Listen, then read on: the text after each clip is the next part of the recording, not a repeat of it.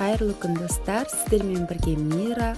Бүгін сіздерге осындай жұп-жұмсақ болып шығатын қызыл мақпал печеньесін ұсынамын.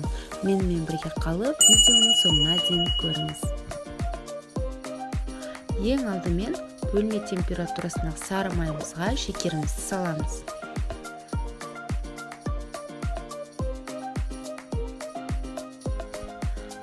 Миксерменен жақсылап араластырамыз.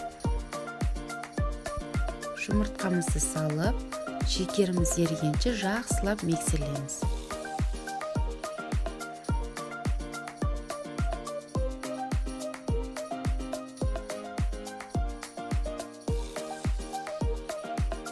Енді бөлек ыдысқа құрғақ ингредиенттеріміздің барлығын салып, араластырып аламыз.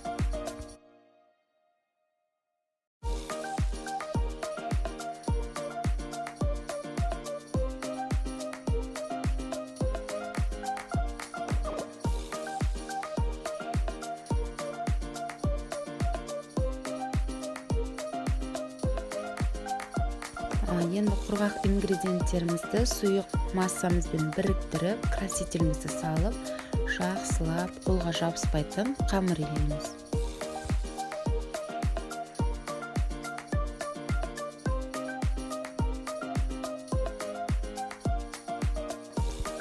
Бірақ сәл сұйық болса, қолға жабысатын болса, ештеңе етпейді. Артығын салудың қажеті жоқ. 1 сағатқа тоңазытқышқа қойып қоямыз.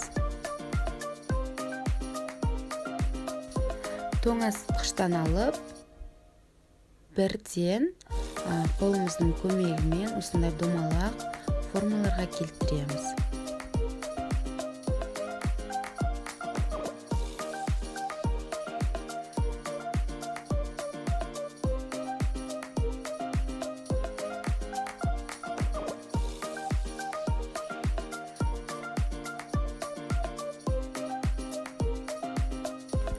Қызып тұрған 170-180 градуста 20-25 минут пісіреміз.